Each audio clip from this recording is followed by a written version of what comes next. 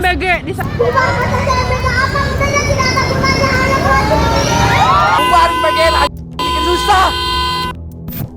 Gila guys, ngeri banget ini guys. Lu tau gak sih kemarin gue baru meeting ya sama salah satu politisi beken lah di Republik Kazakhstan ini guys. Dan mereka ternyata sangat antipati dengan namanya MBG dan mereka pengen program MBG segera di stop. Terus di situ gue bingung, gue kecewa guys. Karena udah tau lah ya posisi Benix terkait MBG itu seperti apa. Karena gue udah berulang-ulang kali nih mencoba buka dapur MBG, ditolak terus guys. Gak pernah dapet gue. Padahal gue pengen banget buka dapur di Indonesia Timur yang jauh, yang tertinggal, supaya banyak anak-anak kita yang bisa dapat makanan bergizi gratis. Well anyway, lu penasaran gak sih kenapa sih MBG ini sebetulnya penting banget buat didukung sama seluruh rakyat Indonesia? So kalau lu penasaran, lu jangan skip video ini. Let's check this out. Jadi guys, dari bertahun-tahun lalu gue udah bilang ya, Indonesia ini butuh yang namanya program yang bisa turun langsung ke bawah, ke rakyat kecil. Karena selama ini yang menikmati kue ekonomi Indonesia itu siapa? Oligarki guys, yang ada di atas. Dan ini jadi masalah bertahun-tahun, mereka tambah kaya, konglomerat. Nah masalahnya kenapa? Orang itu zaman dulu berharap terjadi yang namanya trickle down effect. Ini penipuan terbesar sepanjang zaman guys. Kenapa? Karena duit itu dikasih ke beberapa konglomerat yang harapannya konglomerat ini begitu sudah kaya raya, baskom mereka penuh, duit mereka melimpah ruah, duit itu menetes ke bawah guys. Sama seperti cebol-cebol di Korea. Tapi apa yang terjadi ketika mereka udah kaya raya? Apakah duit itu menetes ke bawah? No, mereka ternyata malah berusaha mengangkangi negara, mengendalikan, mengontrol negara. Sebagaimana yang terjadi di Korea Selatan. Cebol-cebol itu apa yang terjadi? Mereka setting siapa yang jadi presiden Korea hari ini. Mereka yang atur arah negara. Apakah itu bisa terjadi di negara yang berdaulat? Seharusnya enggak. Karena kalau lu contoh apa yang di Cina. Begitu Jack Ma mau mencoba mengangkangi negara Cina, dia merasa sudah menjadi orang terkaya di dunia saat itu. Sangat powerful. Orang paling hebat di Cina. Apa yang dilakukan sama dia? Oh, dia berusaha mengatur arah politik, kebijakan negara, bahkan sampai berusaha mengontrol arah pemerintahan. Apa yang dilakukan oleh negara? Nggak boleh. Tidak ada yang boleh lebih tinggi dibanding rakyat Cina guys. Yang diwakili oleh Partai Komunis Cina. Kenapa? Karena itu adalah representasi politik yang paling tinggi dari rakyat Cina. So Xi Jinping bilang nggak ada yang boleh lebih tinggi daripada negara. Apa yang dia lakukan? Disikat Jack Ma, hilang lu. Lu boleh bisnis di Cina. Lu boleh jadi konglomerat. Lu boleh jadi orang kaya di Cina. Boleh. Tapi jangan sekali-sekali lu berpikir lu mau mengangkangi negara. Nggak boleh. Lu disikat. Kenapa? Karena yang harus berdaulat, yang harus paling tinggi, ya negara itu sendiri. Ya rakyat Cina itu sendiri. Bagus nggak konsepnya? Menurut gue bagus. Nah yang terjadi di Indonesia apa? Apakah seperti itu? Tidak. Kita bertahun-tahun memperkaya mereka yang di atas. Oligarki nih, konglomerat.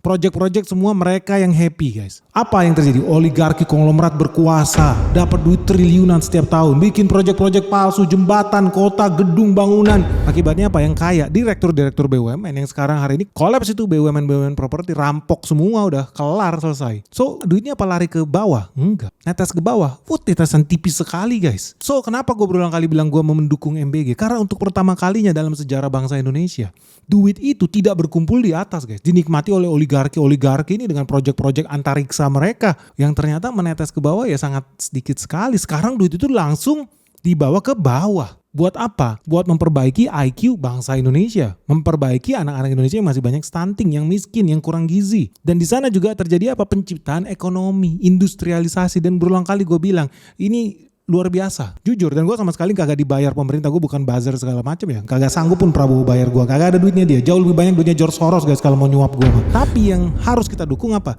Kalau benar ya bilang benar, kalau salah bilang salah, selesai. Dan kenapa gue dukung MBG? Simple. Untuk pertama kalinya dalam sejarah Republik ini, negara punya nyali, tidak memberi makan konglomerat, tapi memberi makan rakyat yang di bawah dulu. Dan setelah yang di bawah ini bangkit, industri bangkit. Contohnya begini, MBG jalan, proyek ratusan triliun. Ternyata di MBG itu apa? Oh ada kewajiban kandungan protein minimal berapa gram. Untuk mencapai kandungan protein lu wajib ya kasih susu. Seminggu berapa kali? Ada yang seminggu sekali, seminggu 2 kali, seminggu 3 kali. Anyway ternyata di sana menciptakan permintaan susu. Terus susunya dari mana? Menteri Pertanian si Amran itu berulang kali bilang dia marah. Kenapa susu Indonesia itu lebih dari 80% itu impor? Data resmi nih karena kita dikadalin IMF. Kita harus jadi budak barang-barang asing. Pertanyaannya kenapa susu harus diimpor? Oh karena gak ada orang mau pelihara sapi. Kenapa orang tidak mau pelihara sapi? Karena tidak ada yang mau nanam jagung. Kenapa tidak ada yang mau nanam jagung? Karena tidak untung jadi petani di Indonesia. Lu tau lah berpuluh-puluh tahun lu jadi petani di Republik ini miskin lu. Jujur lu. Baru kali ini gue lihat, gue dalam 2 tahun terakhir keliling Indonesia, Banyak petani yang happy. Kenapa? Tiba-tiba omset mereka naik. Kenapa omset mereka naik? Karena sekarang ada yang belanja skala besar. MBG ketika dibuka puluhan ribu dapur, lebih dari 30.000 dapur. Dan dapur-dapur ini akan mengorder jutaan liter susu sapi. Apa yang terjadi? Lu jangan kaget, kemarin ada konglomerat mau buka peternakan sapi puluhan ribu ekor di Jawa Barat. Kemarin gue ketemu investor dari Swiss mau buka juga peternakan sapi puluhan ribu ekor di Jawa Timur. Dan bakal makin banyak lagi guys. Orang yang buka peternakan sapi, ini kita baru ngomong satu produk loh, peternakan sapi. Nah peternakan sapi, sapinya butuh apa? Butuh tebon guys, butuh jagung. So apa yang mereka lakukan? Mereka kerjasama dengan petani-petani lokal. Mereka nyuruh orang nanam. Tumbuh lagi industrinya. Jadi dari bawah, dari dapur MBG, timbul industri susu sapi. Dari industri susu sapi timbul industri apa? Pertanian pakan sapi. Basisnya apa? Ada konsentrat, ada vitamin, ada mineral, ada jagung. Dan sekarang orang berbondong-bondong nanam jagung. Udah ada rasa percaya diri. Buat apa? Menanam jagung skala besar karena sudah ada yang menampung nanti peternakan sapi itu. Jadi dari sini satu produk aja kita bisa terbebas dari jebakan budak impor susu itu guys. Karena sekarang udah punya nyali orang buat buka peternakan sapi. Orang udah punya nyali buat menjadi petani jagung. Ada jaminan kesejahteraan, ada jaminan pembelian. So kalau zaman dulu duit itu ngumpul di atas sur berhalap menetes ke bawah. Hari-hari ini lu bakal lihat duit yang berkumpul di bawah akan memaksa industri datang dan berkembang. Bottom up, dari bawah ke atas. Gara-gara program MBG duitnya turun langsung ke bawah.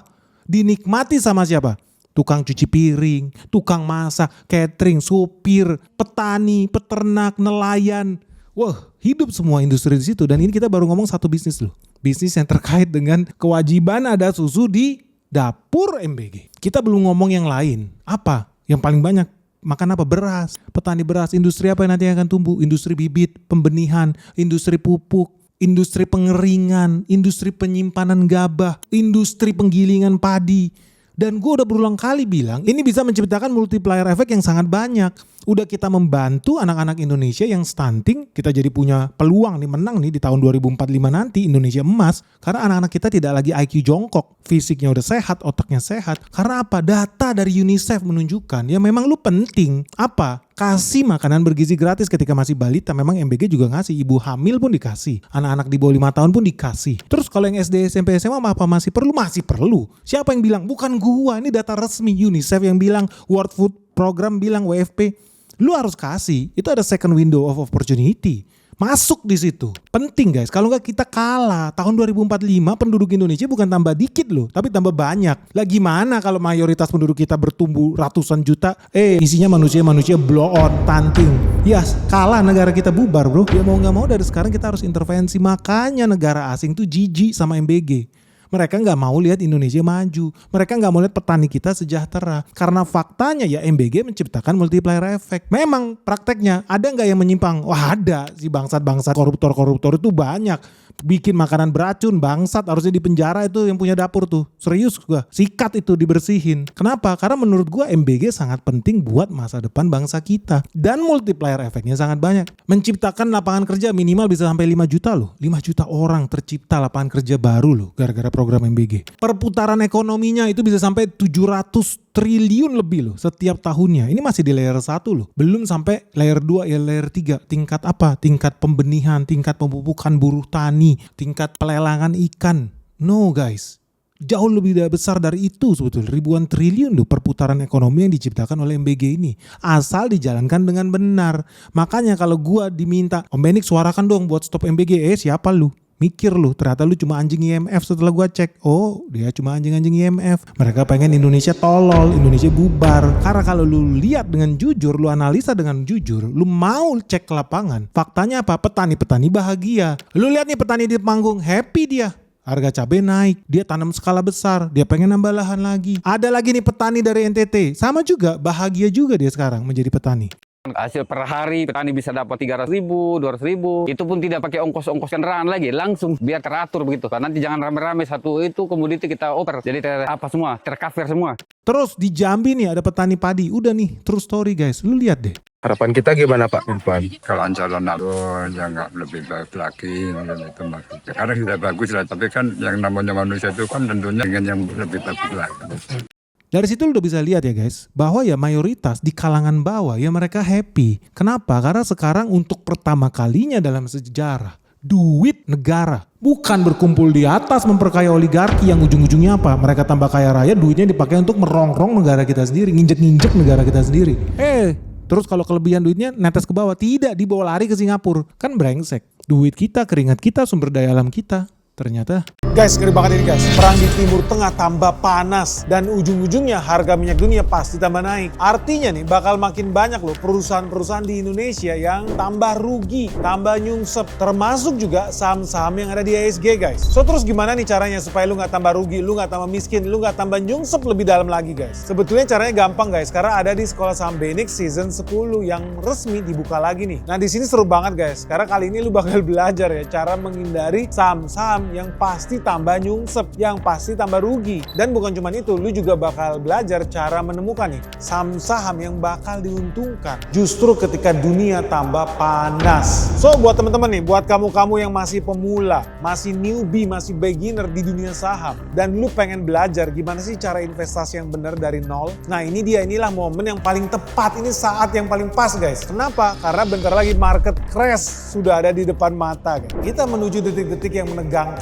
Apalagi ya suku bunga di Amerika Serikat bakal makin naik tinggi loh. So kamu pengen tahu nggak sih? Kamu pengen bisa ngerti nggak sih perusahaan mana yang layak buat diinvestasikan, mana yang tidak layak sama sekali. Nah lu gak usah khawatir karena semuanya bakal kita bahas tuntas di Sekolah Saham BENIX season 10 ini. Karena cuma di sini ya kita bakal belajar bareng cara membaca laporan keuangan, ekonomi makro, sektor-sektor unggulan yang ada di IHSG, sampai perusahaan-perusahaan yang bisa jadi penggerak bursa efek Indonesia guys. Apalagi di sini juga ada sesi Ask Me Anything ya. Sesi di mana lu bisa bebas tanya apa aja ke BENIX langsung soal dunia saham dan investasi. So tunggu apa lagi nih? Yuk segera daftarin dirimu sekarang juga. Hubungin WhatsApp admin kita Michelle di 0811 868 959. Atau lu bisa kunjungin website kita juga di www.sekolahsahambenix.com. Oke guys, sampai ketemu ya. Salam sehat, salam cuan.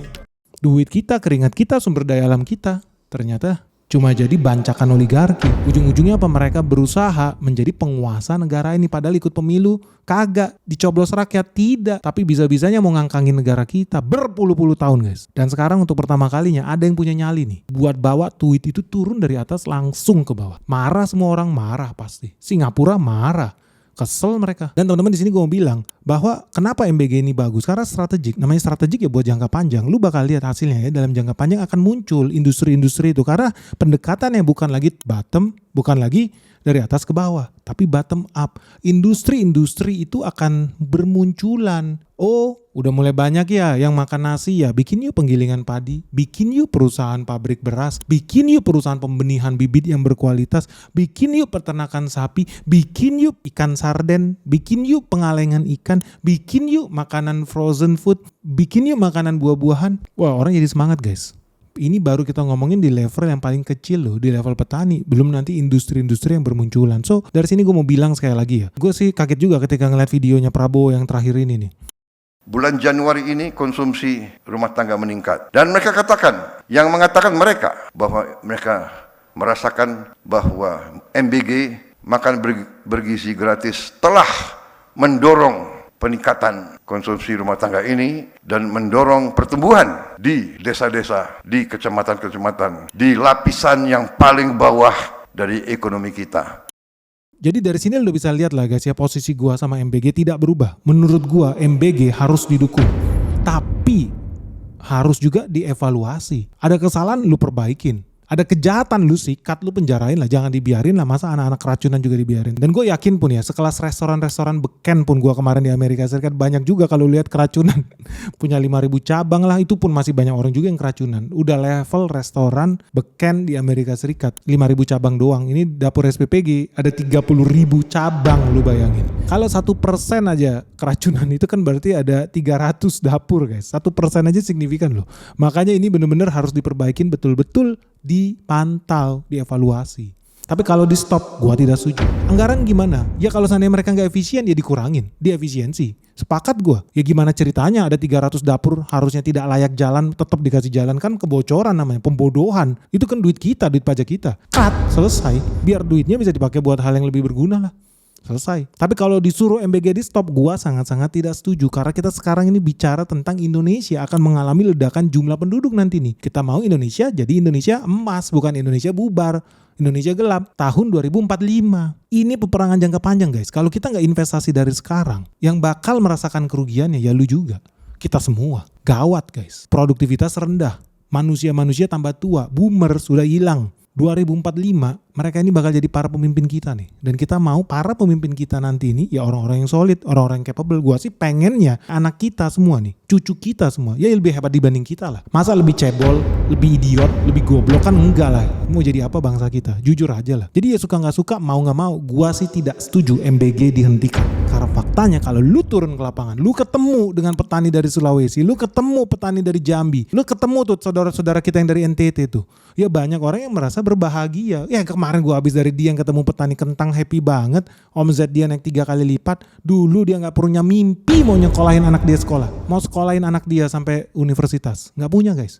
Pas gue ketemu apa dia ngomong, Om Benix, anak saya bagusnya kuliah di mana ya? Ambil jurusan apa ya? Kaget gue. 3 tahun lalu gue kesini dia kagak ada mimpi loh anaknya bisa kuliah. Boro-boro kuliah mau SMA aja udah syukur guys. Kita ngomong tinggal di gunung ini guys. Ya sekarang mereka jadi punya mimpi.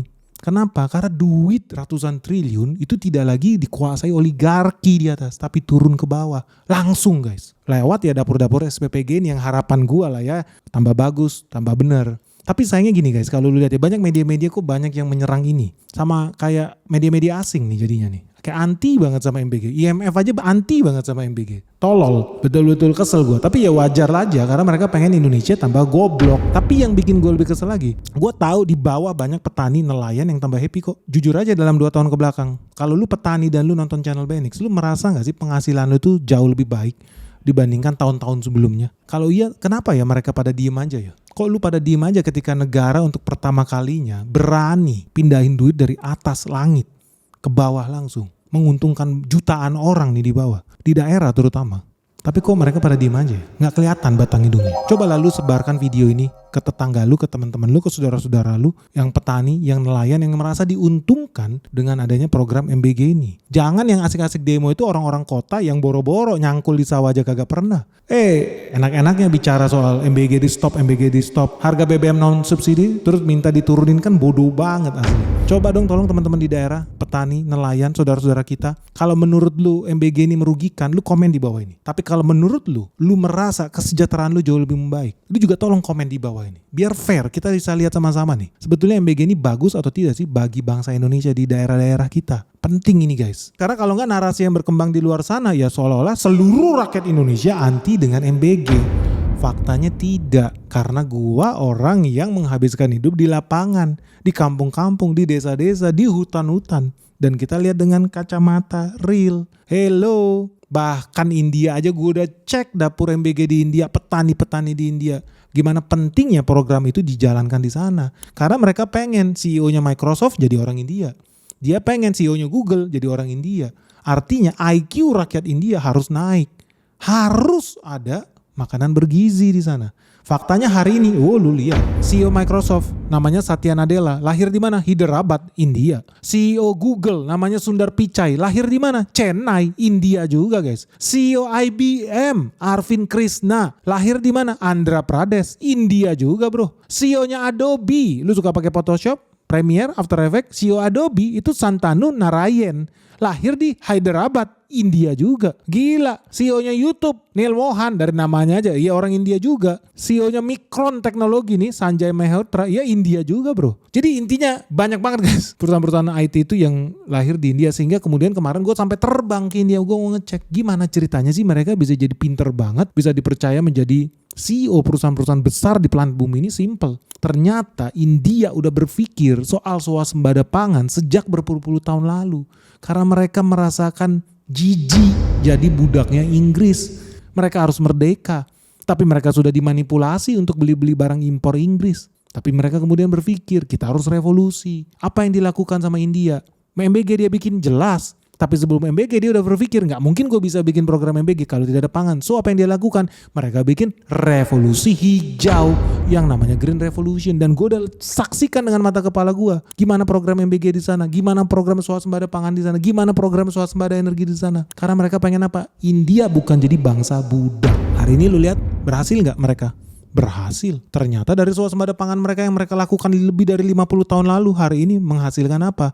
Ya anak-anak MBG India ini nih yang sekarang jadi orang-orang pinter, CEO perusahaan besar dunia. Indonesia bisa gak begitu? Lu gak pengen Indonesia begitu? Orang-orang kita yang dari Wonosobo, Purwodadi, Sukabumi bisa jadi bos di Microsoft, lu gak pengen? Lu gak pengen anak-anak kita yang dari Surabaya, yang dari Solo bisa jadi CEO di Google, di Facebook? Gue sih pengen. Bisa dong. So buat teman-teman gimana nih? Lu tetap mendukung atau lu anti sama MBG? Lu setuju dengan orang-orang yang demo itu? Stop aja MBG. Gimana guys? Kasih dong pendapat kalian yang sejujurnya ya di kolom komentar ini. Dan buat teman-teman petani, buat teman-teman nelayan, teman-teman yang di daerah, sebetulnya MBG itu merugikan atau menguntungkan buat kalian? Kasih dong testimoni yang sejujurnya di kolom komentar nih. Share video ini sebanyak-banyaknya supaya rakyat Indonesia bisa lihat realitanya di lapangan gimana sih. Di daerah itu seperti apa sih. Karena banyak orang yang menurut gue gagal paham soal MBG ini. Oke guys, ditunggu pendapat kalian di kolom komentar di bawah ini. Segera like video Benix sebanyak-banyaknya. Jangan lupa subscribe sekarang juga. Semoga video kita bermanfaat. Salam sehat, salam cuan. Bye-bye.